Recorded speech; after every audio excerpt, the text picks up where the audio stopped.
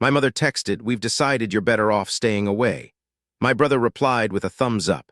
I smiled, logged into my accounts, and answered, "Then you won't be needing me to cover everyone's bills anymore." I was sitting at my kitchen table with a cold cup of coffee and a stack of unopened mail when that text came in. It was one of those messages that should make your stomach drop right away, but mine did something stranger. It almost made me laugh, not because it was funny, because for the first time in years it sounded like a problem I could actually solve. For a second I just stared at my phone and let the silence in my apartment settle around me. There was no yelling on my end, no panic, no immediate need to call anyone. I just set the phone down, opened my laptop, and started logging into the accounts I had been carrying for my mother, my brother, and half the household expenses in between. That was the part they never really understood about me. I do not argue well when I am angry. I argue best when I am calm and already holding the paperwork. By the time the text came through, I had been tracking their bills for almost 4 years. I had every payment date written down, every late fee, every transfer. Every time I had covered something they swore would be paid back after the next paycheck, tax refund, bonus, or good week. I had done the responsible thing for so long that I had started to confuse it with loyalty. Then one text made it obvious that they saw it as something else entirely. A service, a duty, something I was supposed to keep doing no matter how badly they treated me. I was 34 then. I had a good job, a boring apartment, and enough savings to know I was finally safe. That safety did not happen by accident. It happened because I had spent years making everybody else's emergencies my problem. My father died 5 years earlier. One morning he was complaining about chest tightness. By the evening we were all standing in a hospital hallway, pretending to understand words like major cardiac event and irreversible damage. After the funeral, everything in my family got weird in the way families get weird when money and grief show up in the same room. My mother was not helpless, but she was overwhelmed. My younger brother was living at home and had exactly the kind of personality that thrives when someone else is too tired to keep score. I was the one with the steady paycheck and the habit of fixing things before they got worse. That made me useful. At first, useful felt the same as necessary. I told myself I was helping my mother keep the house. I told myself my brother just needed time to get stable. I told myself I was the only one in the family who could handle the paperwork without spiraling. Those things were all technically true. They just were not the whole truth. The house was in my mother's name. The mortgage was old, but still hanging around like a bad smell. The utilities were a mess because my father had handled most of the accounts and never bothered to organize anything before he got sick. The phone plan was under my name because it had been easier to bundle everything after the funeral. The car insurance for my brother's truck was on my card because his bank account kept overdrawing. The internet bill was in my name. One of the credit cards was in my name. The grocery app was linked to my account because I kept getting blamed for using too much money on food, so I started ordering groceries myself to keep the receipts clean. That was how it started, not with some dramatic theft, just with me being the only person in the room who could read a statement without turning it into a family crisis. My mother would call something urgent. My brother would promise to square up later. I would pay it so we could move on. The first few months I did not mind. I was grieving too. I figured if I could keep the lights on and the furnace working, that was something solid I could do with my hands. Then the requests kept coming, and they never got smaller. My brother always had a reason. His hours were cut. His truck needed work. His landlord was being difficult. His check was late. He had a temporary issue with his bank. He needed help until payday. He had already taken care of most of it and just needed me to bridge the gap. My mother's reasons were more polished. She did not say bridge the gap. She said family takes care of family. She said it would only be for a little while. She said the house would be gone if I did not step in. She said my father would have wanted us to stick together. That last line was the one that got me the most, not because it was manipulative in some grand, obvious way. It was worse than that. It was believable. My dad had always been the kind of man who paid bills before buying anything for himself. He kept envelopes with receipts in a drawer and got genuinely upset if the electric bill came late. So when my mother used him as justification, it landed. I kept helping. I kept telling myself I was helping less than before. I kept telling myself I was being practical. I kept telling myself this was temporary. I did not realize how much I was spending until I sat down one Sunday with my bank statements and looked at the total. That was the first time I felt embarrassed instead of generous. The number was more than my car payment, more than my rent, more than my own groceries, and it was not even all in one place. It was scattered across transfers, auto pays, Venmo charges, pharmacy copays, utility payments, and random cash withdrawals I had made because somebody needed gas or school supplies, or a repair to something I had not even touched. I made a spreadsheet that afternoon, because that is the kind of person I am when I am trying not to panic. I named the file something boring so I would not keep opening it. I started listing dates and amounts: mortgage, electric, gas, water, cell phones, internet, brother's truck insurance, brother's brake repair, groceries, medication, property tax late fee. I added a notes column when I realized I needed to remember why I had paid each one. The notes became their own problem. Half of them said temporary. The other half said promised repayment. Very few of them got repaid. The first real warning sign should have been how fast the payments became expected. Not appreciated. Expected. My mother stopped asking if I could help and started assuming I would. My brother stopped saying thank you and started acting like I was just another bill in the stack. That shift happened so gradually I almost missed it. I missed a lot of things that should have been obvious in hindsight. Like the time my brother suddenly had a nicer phone, after telling me he could not afford his insurance. Like the time my mother said the water heater had to be replaced, but somehow had enough left over to buy new living room furniture on sale. Like the way both of them got offended whenever I asked to see a statement before sending money. I was not trying to be difficult. I was trying to be adult about it. They treated that like betrayal. The excuse I heard most often was that I was making everything transactional. That one always annoyed me because the transactions were real. They just hated being reminded of them. I remember one winter in particular when the furnace acted up and my mother called me before dawn because the house was cold. I left work early, drove over, got the repairman there, and covered the deductible because she said she did not have it. 2 days later, my brother posted a picture of a new gaming console on social media. I did not say anything. I was too tired to fight, and too stupid to connect the dots in a way that mattered. I kept helping because the alternative felt like being the bad son. That is the trick families like mine use. They make the responsible person feel cruel for not wanting to be the only stable part of everybody else's chaos. A few months after that furnace repair, my brother asked me for money to fix the transmission in his truck. He said he needed it for work. He said he would not be able to keep earning without it. He said he would pay me back within 2 paychecks. I gave it to him and wrote the amount into the spreadsheet. He never paid it back. When I brought it up later, he acted like I had insulted him. He said I was acting like a bank. My mother told me he was under stress and that I should not make him feel worse. That was another thing I learned about our family. If you helped, it was your duty. If you asked to be repaid, it was your attitude. I got used to swallowing that resentment because I still thought I was being useful in a way that mattered. Then I started noticing the pattern. Every time I covered something big, there was suddenly money available for something small and stupid. My mother got her hair done. My brother took a weekend trip with friends. The grocery budget magically stretched when I was not looking. The family dinners I paid for became more expensive because everybody had decided they liked eating out better than cooking at home. It was never enough money to justify starting a war over. That is what made it so effective. Nobody ever took one giant obvious bite out of me. They just took 100 little ones and acted offended every time I noticed I was bleeding. I would have probably kept going like that longer if not for the bank statement that showed a transfer to my mother's checking account on the same day she told me the mortgage company was threatening a late fee. I was not trying to spy. I was updating my own records. The timing made me pause. Then I noticed the transfer amount was suspiciously close to the amount I had sent for the supposed mortgage emergency. I stared at it for a long time before I understood what it was telling me. The money had not gone straight to the mortgage company. It had gone to my mother. What happened after that was not hard to guess. Cash withdrawal, groceries, a restaurant charge, then another cash withdrawal, then a pharmacy charge, then nothing that looked like the emergency she had described. I did not confront her. Not then. I am not saying that because I am noble. I am saying it because I was tired of being wrong and I wanted to be sure before I said anything I could not take back, so I kept records. I started saving screenshots. I changed how I labeled every payment. I downloaded statements monthly instead of relying on the app. I printed a few things and put them in a folder in my apartment drawer. If I was going to be treated like an ATM, I wanted a receipt trail thick enough to choke on. That folder became my quiet insurance policy. For a while, life kept going in the same ugly rhythm. I worked. I paid. I got thanked when it was convenient. I got ignored when it was not. My brother drifted from job to job. My mother stayed in the house and acted as if I was the one who had complicated things by insisting on documentation. I skipped vacations. I postponed buying a newer car. I put off dental work for almost a year because I did not like the idea of spending money on myself when my mother claimed she was barely getting by. That guilt was real. I do not want to pretend it was not. It is easy to look back and say I should have stopped sooner.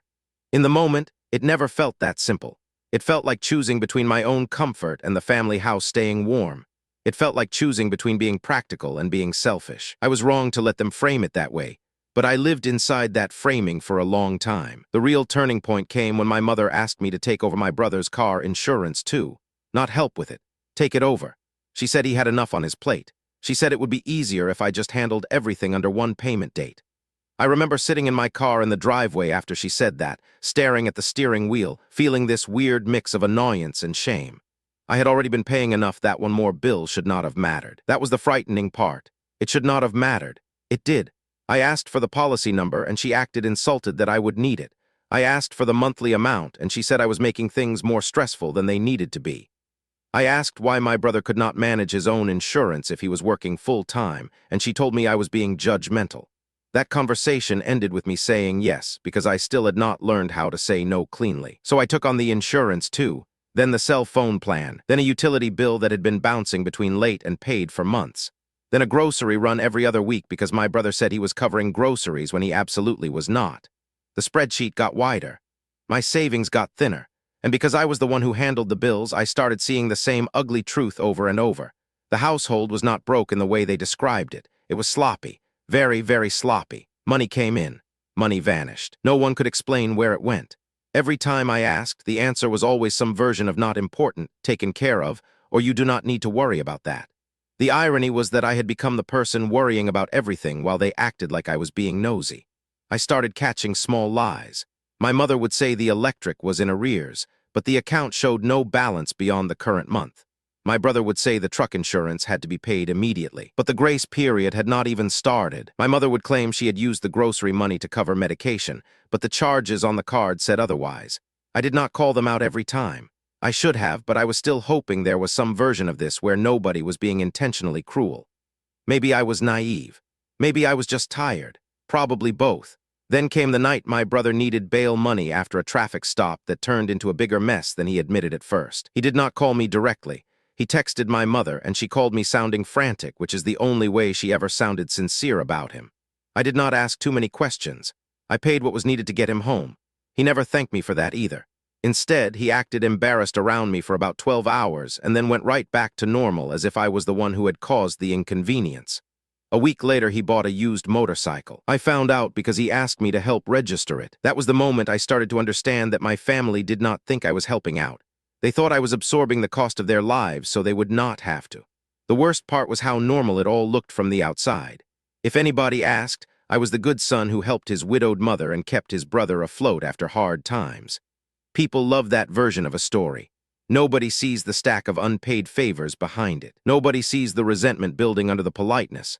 Nobody sees how a good thing becomes a trap when everyone starts acting entitled to it. By the time my mother sent that text, I had already been mentally preparing to pull back. Not in some dramatic way, just enough to see what would happen if I stopped being the safety net. I had started paying only the bills I could verify. I had stopped sending extra cash without a receipt. I had told my brother I was no longer covering anything that was not documented. He had rolled his eyes over text, and my mother had responded by telling me I was becoming difficult. That word got used a lot whenever I stopped being convenient. Difficult, problematic, too analytical, too cold, too much like my father, except that one usually meant I was actually making sense. The text from my mother came on a Thursday evening. It was short, almost casual in the way people are when they have decided to be cruel and want to dress it up as practicality. She said they had decided I was better off staying away. My brother reacted to it with a thumbs up almost immediately. No explanation, no apology, no awkward attempt to soften it, just agreement. I remember looking at that thumbs up and feeling all the air go out of my chest in a very clean way. Not pain, not exactly, more like clarity. I finally understood that this was not a misunderstanding waiting to be fixed. This was an arrangement they were happy to make once I stopped being useful enough. I smiled because there was nothing else to do. I was sitting right there with 3 browser tabs open to different banking sites, 1 utility portal, and the spreadsheet I had spent years building in secret because I had been too embarrassed to admit how much of my life was being subsidized by my own exhaustion. So I logged into the first account. Then the second. Then the one linked to the family phone plan. I removed my card from auto pay where I could. I changed passwords where I had the authority to change them. I downloaded the latest statements from everything with my name on it. I checked the dates on the recurring payments and set reminders for the ones I could not stop immediately. I opened the spreadsheet and sorted by amount because I wanted to see exactly how much of my money had been going into the family machine each month. The total was uglier than I expected, not because it was impossible, because it was real. Over the previous 18 months alone, I had covered more than enough to have paid down my own car, built a solid emergency fund, and taken the dental work I had been putting off. There it was in black and white, one of those numbers that makes you angry in a way shouting never could. I stared at the screen for a minute and then typed my reply. I kept it short because I was not in the mood to audition for anybody's emotional crisis. Then I hit send. After that, I sat there while the apartment made its normal little noises around me. The refrigerator humming, the AC kicking on, a car passing outside, no screaming, no dramatic knocking, no immediate collapse. The world did not end just because I stopped volunteering as a financial hostage. That was another lesson I should have learned earlier. I did not owe them a performance. I owed myself a boundary.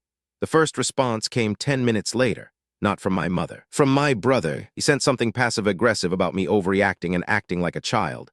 I did not answer. I just archived the thread. Then I turned to the accounts.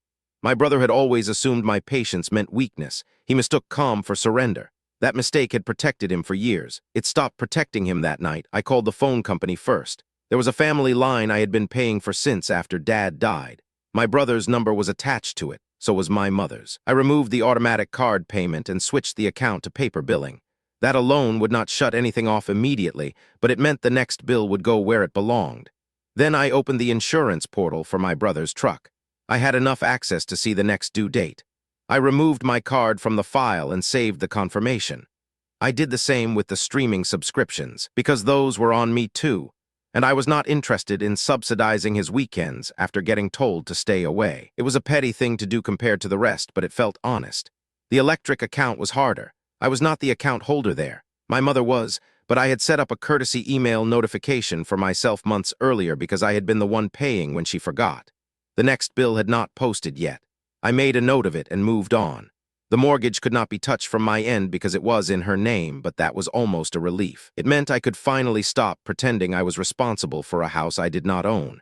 I checked my own bank statements one more time and confirmed every transfer I had made over the previous year. I wanted the number because I knew I would need it later. The amount was nearly absurd.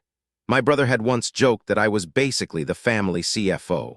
I had laughed at the time. Now I was looking at evidence that I had been acting like one while they treated me like background noise. The next morning I did something I had never done before. I called my bank and asked them to help me identify every recurring transfer connected to family expenses. The woman on the phone was polite and efficient, which made the whole thing feel even more surreal. She helped me close one old debit card that had been used too many times on too many family accounts.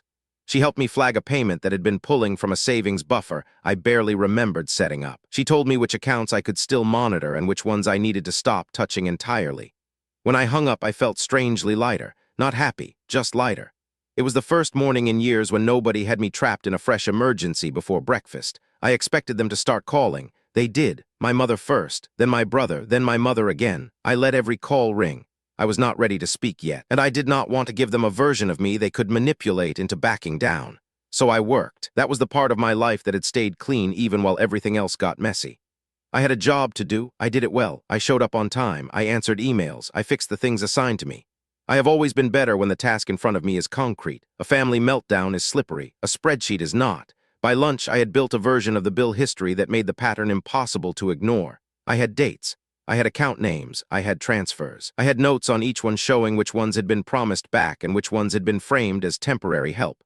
I even had a handful of text messages from my mother and brother acknowledging some of the debts, though I had never saved them for that purpose at the time. That was the closest thing to a vindication I got before the fallout started. I sent no replies all day. Around 3 in the afternoon, my aunt called. She was my mother's sister, the one family member who had always had the patience to ask follow-up questions instead of just siding with whoever sounded loudest. I almost did not answer, but I knew she would be calling because something had already spread. When I picked up, she was careful and uneasy. She did not start by defending them. She asked what happened, so I told her, not emotionally, just factually. I explained the text. I explained that I had been paying a large chunk of the household expenses for years. I explained that I had just stopped.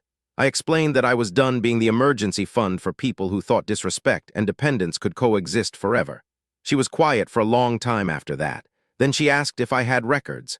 I said yes. That changed the whole tone.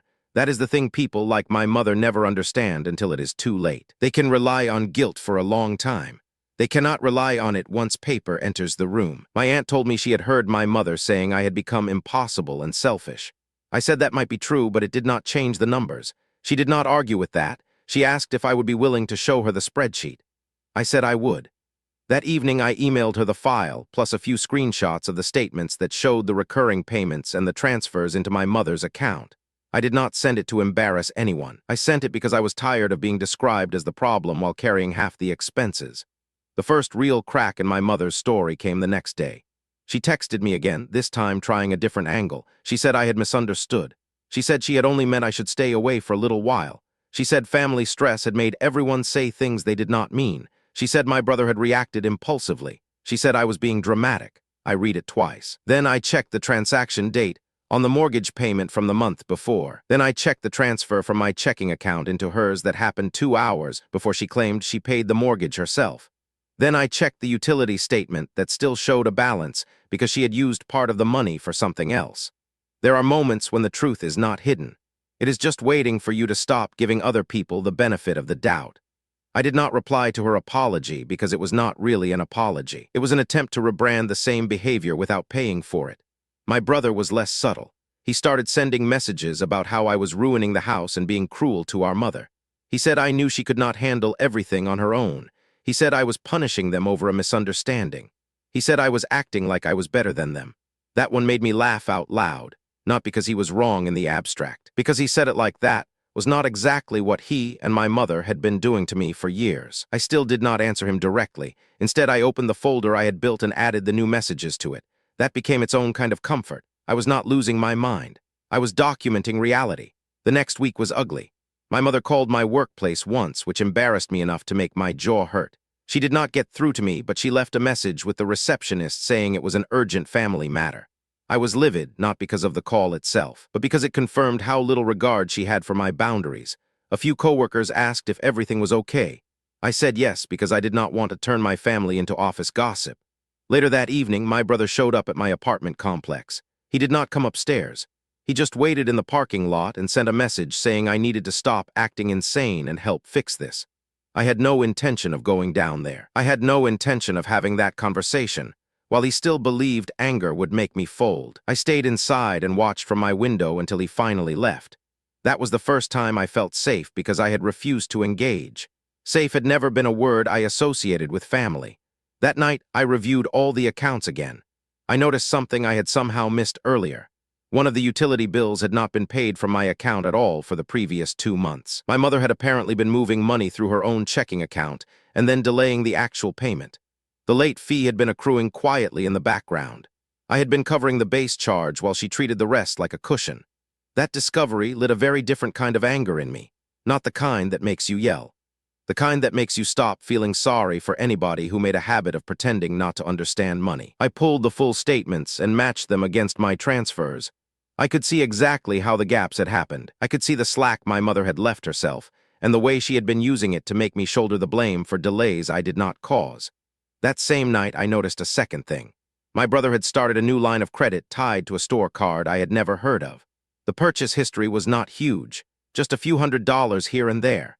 But it was the kind of thing people do when they know someone else is covering the basics. They spend lightly in public and heavily in secret. I should have been insulted. Instead, I just felt tired. Not every betrayal is dramatic. Some are just habits with receipts. At that point, I started thinking less about revenge and more about containment. I wanted out, that was all. I wanted out of the whole financial arrangement. I wanted my name off whatever I could remove it from. I wanted no surprise withdrawals, no random phone calls, no family emergencies dressed up as obligations. I wanted my own paycheck to belong to my own life. To get there, I spent the next few days untangling every account I could legally and ethically touch. I changed passwords. I removed saved cards. I exported statements. I set up new alerts for anything that might still reference me. I made a list of every bill I had paid that did not belong to me. Then I made a second list of everything I could prove my brother or mother had acknowledged in writing. That list became important later, because once the family realized I was serious, the stories started changing. First, it was that I had offered to help and now was twisting things. Then it was that they had never asked for that much. Then it was that I was only paying because I wanted control. Then it was that my brother had paid me back in other ways. By the time a lie gets that many revisions, it usually means somebody has stopped caring whether it makes sense. I was not interested in their excuses. I wanted paper. 2 days after I cut off the subscriptions and removed my card from my brother's truck insurance, the first real consequence arrived. The phone plan bill bounced. My mother called me 8 times in under an hour. I did not answer. A little later, she texted that the service was about to be interrupted and that I needed to fix it immediately. I looked at the message, then looked at the line item in my spreadsheet showing how many months I had paid that bill after being told it was temporary. I put the phone down and let it sit. She found me by email next, this time trying to sound calm. She said we should not let pride ruin the family. That sentence would have worked on me once. Not anymore. I replied with one sentence explaining that I was no longer covering any shared bills and that every account in my name would be paid to current status and then closed. I did not argue. I did not list all the things they had done. I did not mention the text telling me to stay away. I did not mention the thumbs up. I figured they already knew what they had said. If they wanted to pretend otherwise, that was their problem. The immediate fallout was exactly what I expected. My brother got louder. My mother got more charming. That combination is the family version of a cornered animal. He accused me of abandoning her. She accused me of being cold. He accused me of letting the house fall apart. She accused me of not understanding how expensive life is. They both kept acting as if I had created the budget holes by refusing to keep filling them. What they did not understand was that I had already started to see the whole structure as optional. Once you see that a system is held together by your own money and guilt, it stops being sacred very fast. I did one more thing before the next bill cycle hit. I visited the county records office on my lunch break. That was not because I needed a courtroom drama. It was because I wanted the facts to be clear in my own head. I paid for the property records and looked up the house my mother lived in. The deed was exactly what I thought it was. My father's name had been removed years ago after his death. The house was in my mother's name alone. My brother was not on it. I was not on it. There was no hidden promise, no secret arrangement, no future inheritance waiting to justify my sacrifices. Just a house in my mother's name and a mortgage that she had been expecting me to carry from the sidelines. Seeing that in black and white gave me a weird sense of peace. It also gave me permission to stop lying to myself. I had been operating like I was buying the family home piece by piece. I was not. I was funding other people's comfort while my own savings disappeared. That realization made me angry in a cleaner way than before, less emotional, more focused. I went home and updated my spreadsheet with the county records. Then I added a column labeled Not Mine. It had a lot of entries by the time I was done. My aunt called again a few days later and told me the family story had gotten worse. Apparently my mother and brother had begun telling relatives that I was abandoning them over money because I thought I was too good for the family. I almost laughed when she repeated it, not because it was funny, because I had spent years begging them to treat money like money instead of magic. Now they were shocked that I cared about it at all. My aunt said she did not believe them, especially after seeing my records. She also said something that stuck with me. She told me my mother had been complaining for years that I was too controlling, but from the outside it looked more like I was the only one keeping track. That was the closest thing I got to validation in the middle of it. Not an apology, just a clear-eyed observation from someone not trying to use me. I appreciated it more than I expected. About a week later, the mortgage company sent a paper notice to my mother's house. I did not see it directly until my mother forwarded a photo of it with a message accusing me of trying to ruin her life. I opened the image and read the notice carefully. It was not foreclosure, not yet. It was a warning about the late status and the amount needed to bring the account current. That meant she had not paid it, or had not paid it fully. Which also meant the transfer she had taken from me earlier had not gone where I had been told. I sat there looking at that notice with a very flat feeling in my chest. This was the part where a lot of people would have caved. The house was real.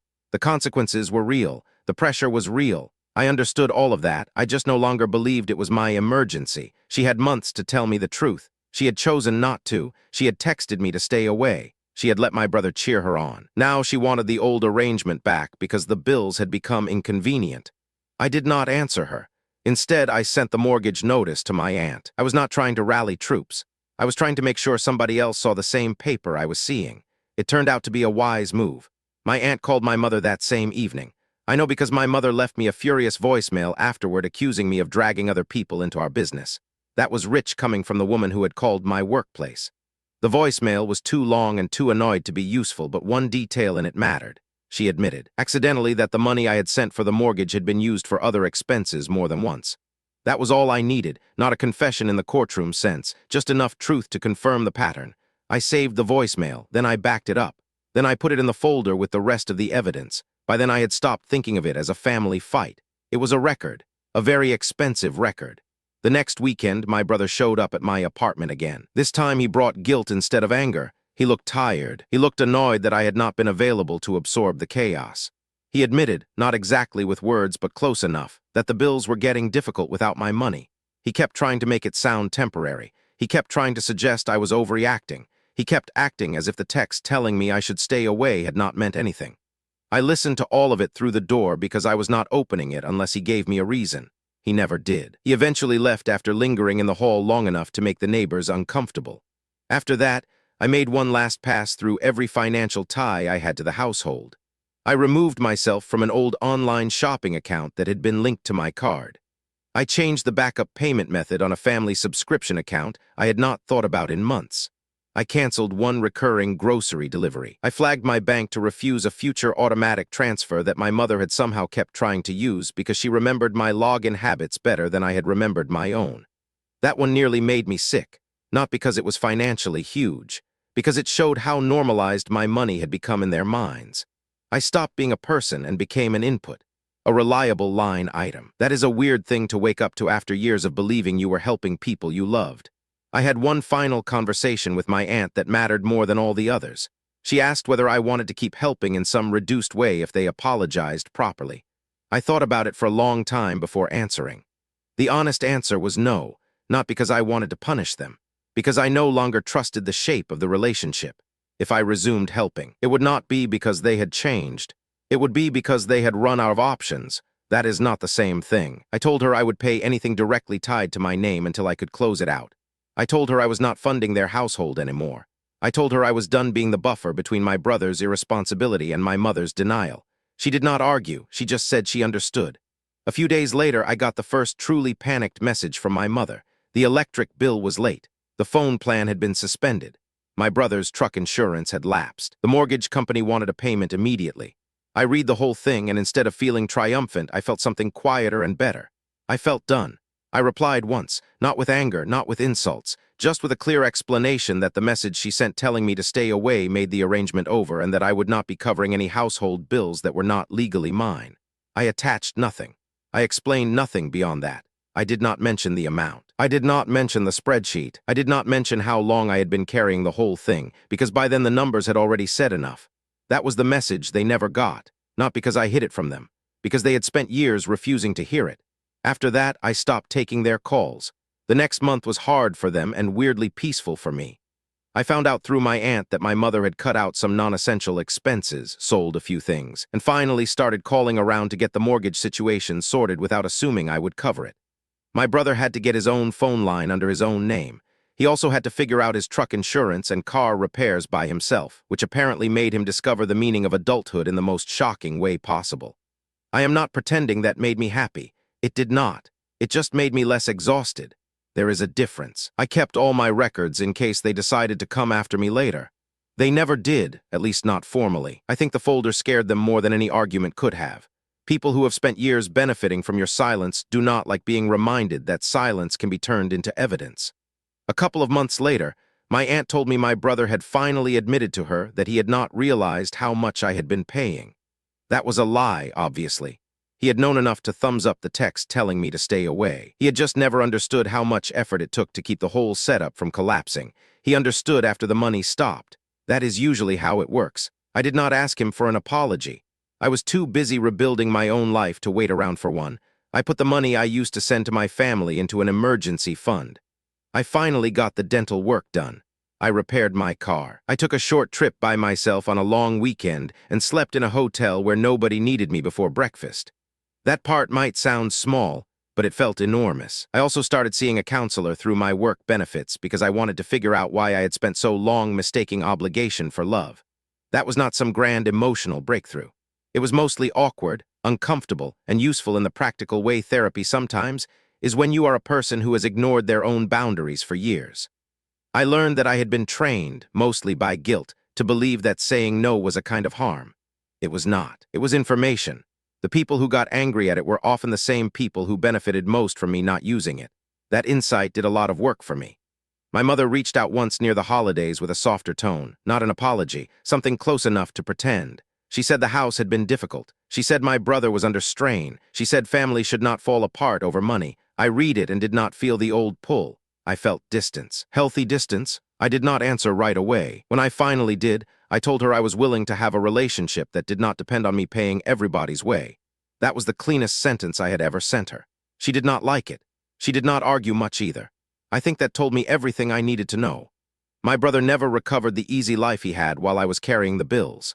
Last I heard, he was working steadily but finally paying for his own mistakes in the ordinary adult way. My mother eventually got the house current through a combination of cutting expenses, selling some things, and leaning on relatives she had previously ignored. No one found that glamorous. No one celebrated. That was fine with me. I did not want a spectacle. I wanted out. The strangest part is that I do not hate either of them. I was furious, sure. Still am a little when I think about it too long. But most of what I feel now is sadness mixed with relief. Sadness because they could have handled all of this so differently if they had been honest. Relief because they finally made their position clear. The text telling me to stay away did me a favor. It ended the pretending. It gave me permission to stop volunteering for a job nobody appreciated. It also taught me something I wish I had learned earlier. If you are the only reason a system is functioning, that does not mean the system values you. Sometimes it just means the system has gotten used to using you. I live a much quieter life now. My bills are boring. My accounts are boring. My phone is boring. I like it that way. Every once in a while I still open the old spreadsheet, not because I enjoy looking at it, but because I want to remember what it felt like to let guilt run my finances. The numbers still make my stomach tighten. Then I close the file and go make dinner in a kitchen that belongs to me. A few months ago, I got one last message from my mother asking if we could talk. No emergency, no accusation, just that. I looked at it for a while and realized I did not feel obliged to answer immediately. That alone felt like growth. I replied later that evening, not with a fight, just with the truth. I was willing to talk. I was not willing to pay, and for the first time in a very long time, that was enough.